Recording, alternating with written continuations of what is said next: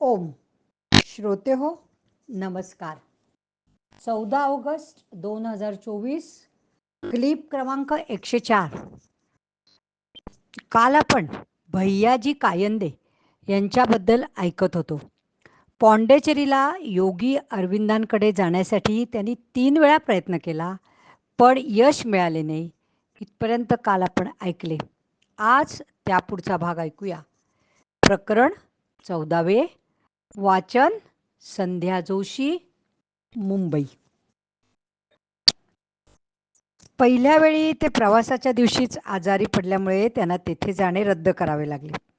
दुसऱ्या वेळेस रेल्वे आयत्या वेळी रद्द झाल्यामुळे तोही प्रवास होऊ शकला नाही. तिसऱ्या वेळी त्यांच्या कॉलेजच्या परीक्षेची तारीख अलीकडे आल्यामुळे तोही प्रवास जमू शकला नाही. मग मात्र आपला तेथे योग नाही हे स्पष्ट आहे असे वाटल्यामुळे त्यांनी तो नाद सोडून दिला. नंतरच्या कॉलेज जीवनात एकदा doctor Gurudev Ranade, vice chancellor Allahabad विद्यापीठ यांचे व्याख्यान ऐकण्याची संधी मिळाली. त्यांच्या व्याख्यानात परमार्थात सद्गुरूंच्या आवश्यकतेविषयी त्यांनी आग्रहपूर्वक उल्लेख केला होता. त्यावर भैयाजींनी त्यांना विचारले, सध्याच्या काळात अशा समर्थ गुरूंची भेट शक्य आहे का?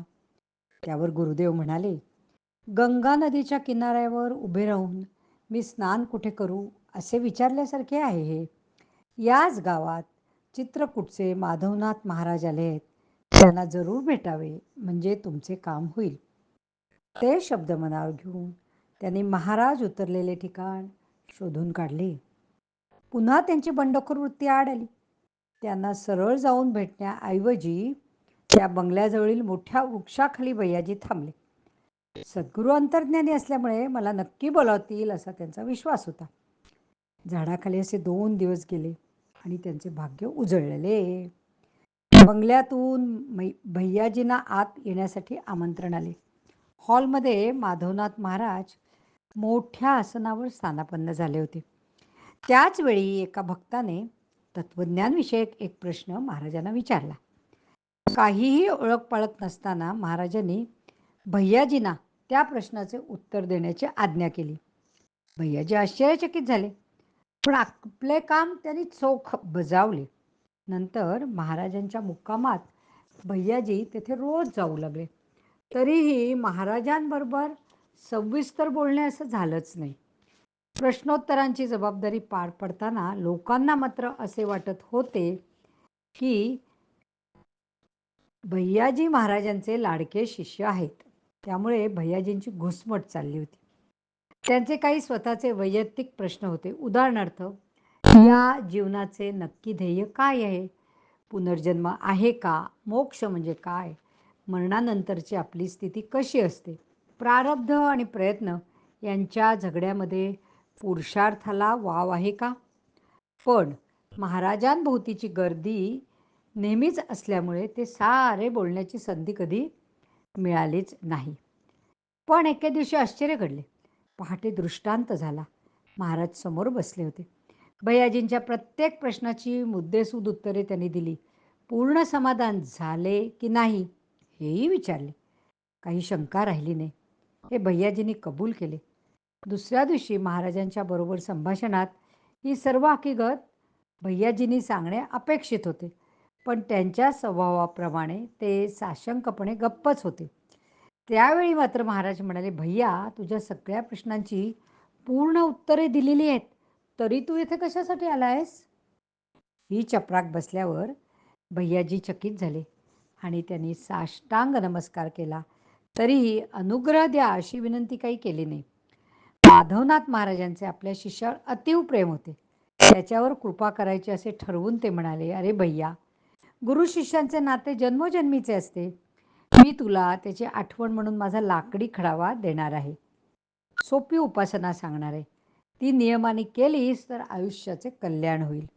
तरीही भैयाजींनी लगेच होकार दिला नाही व आपल्या कार्यबाहुल्यामुळे पादुकांची रीतसर मंत्र, अभिषेक, पूजा अर्चा आणि जप होणे कठीण आहे असे सांगितले.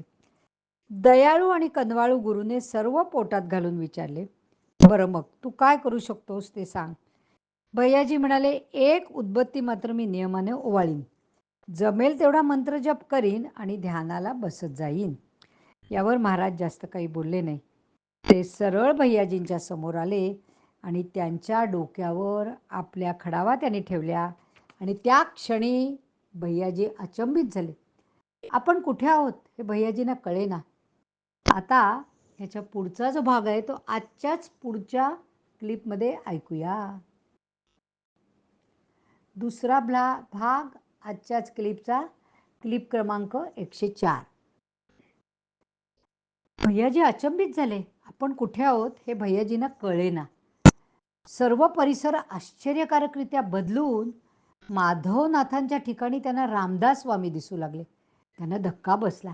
हे दृश्य पाहून झाले न झाले तोवर रामदास स्वामी गुप्त होऊन पुन्हा परिसरात आमूलाग्र बदल झाला आणि आता योगी अरविंद दिसू लागले. भैयाजी पूर्णच सपापून गेले. तोंडातून शब्द फुटेना. रोमांच उठले.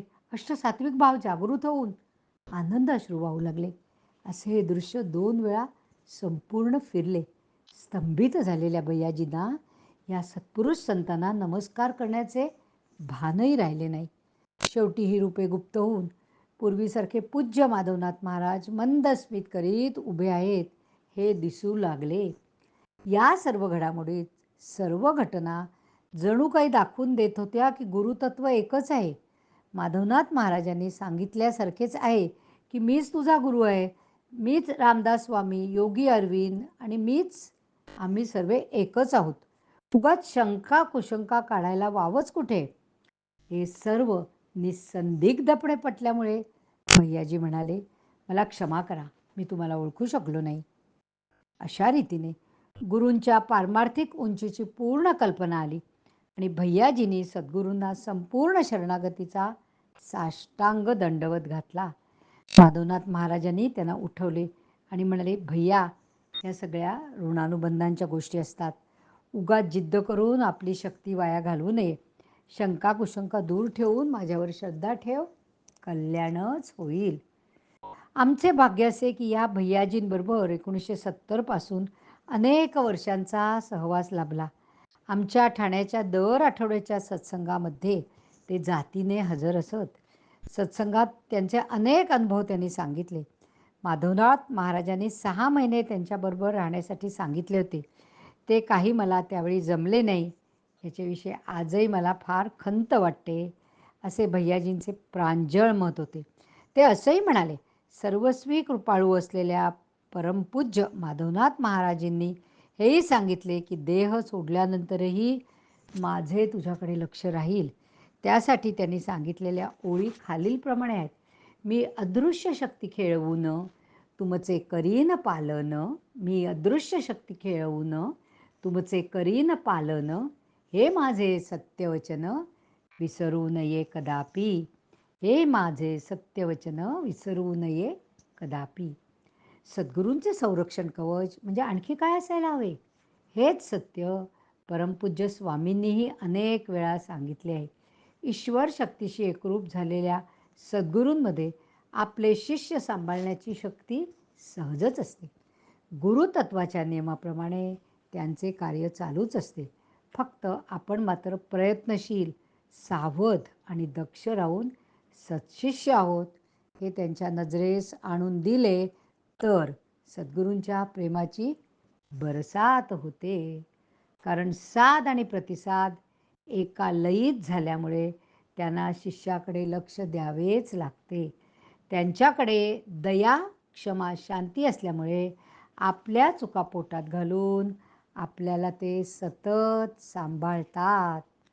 या ठिकाणी आज आपलं हे 14वं प्रकरण पूर्ण होतं आहे.